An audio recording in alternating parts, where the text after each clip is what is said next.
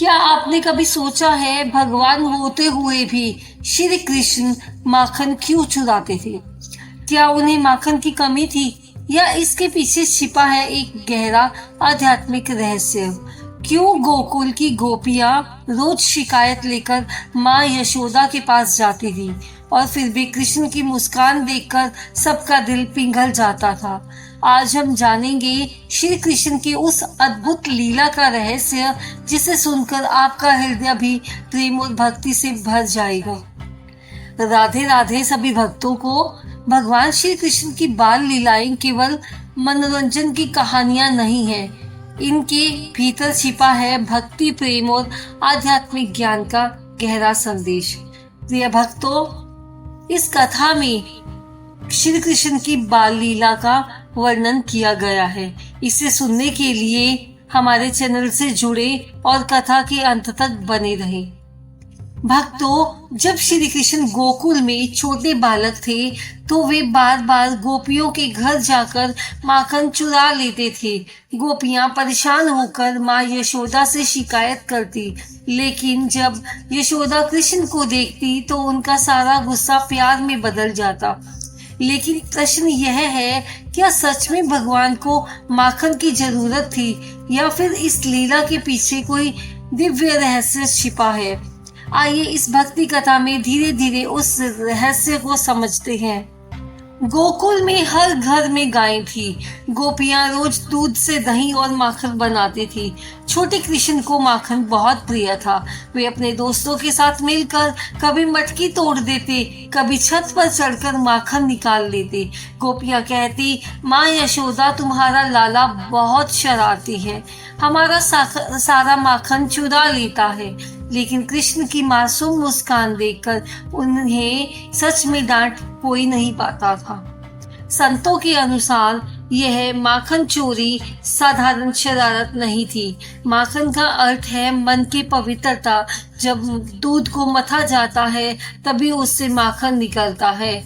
इसी तरह जब मन भक्ति से मथा जाता है तभी उसमें से प्रेम का माखन निकलता है और भगवान श्री कृष्ण उसी प्रेम को चुरा लेते हैं। गोपियां जानती थी कि श्री कृष्ण माखन चुराते हैं, फिर भी वे जानबूझकर माखन रखती थी। क्यों? क्योंकि वे चाहती थी कृष्ण उनके घर आए। उनके घर आने से पूरा घर पवित्र हो जाता था। यह सच्ची भक्ति का प्रतीक है। एक दिन माँ यशोदा ने श्री कृष्ण को माखन चुराते हुए पकड़ लिया। उन्होंने कृष्ण को रस्सी से बांधने की कोशिश की, लेकिन हर बार रस्सी 2 अंगुल छोटी रह जाती थी। यह भगवान की माया थी। जब तक प्रेम और समर्पण नहीं होता, भगवान को बांधा नहीं जा सकता।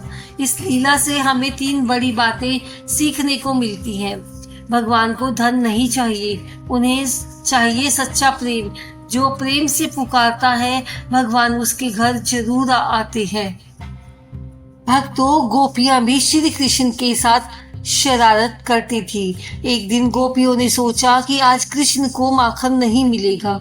उन्होंने मटकी बहुत ऊंचाई पर छिपा दी, लेकिन कृष्ण अपने दोस्तों के साथ आए और सबने मिलकर पिरामिड बनाकर मटकी तोड़ दी। गोपियां नाराज हुई, लेकिन कृष्ण की मुस्कान देखकर हंस पड़ी।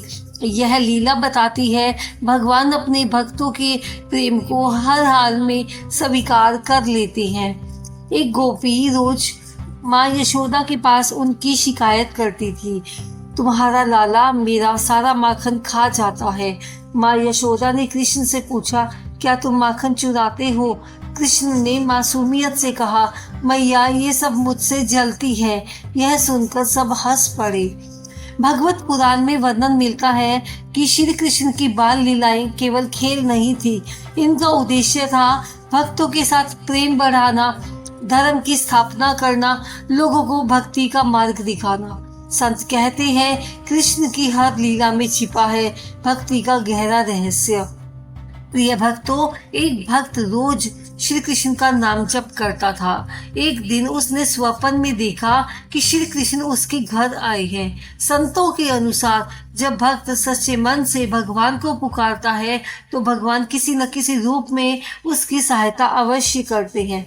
आइए भक्तों, कुछ पल के लिए हम भी श्री कृष्ण की भक्ति से जुड़े, उनका नाम जप करें।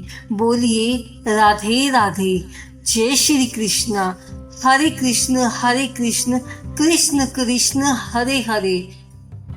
भक्तों, अगर आपके हृदय में भी श्री कृष्ण के लिए प्रेम है तो हमें कमेंट में जरूर लिखना जय श्री कृष्ण।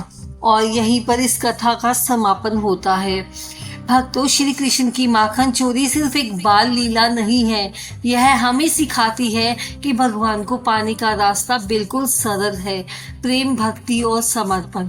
जब हमारा मन माखन की तरह पवित्र हो जाता है तब स्वयं श्री कृष्ण हमारे हृदय में निवास करते हैं।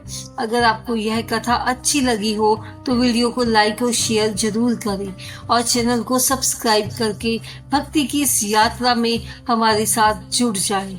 जय श्री कृष्णा। राधे राधे।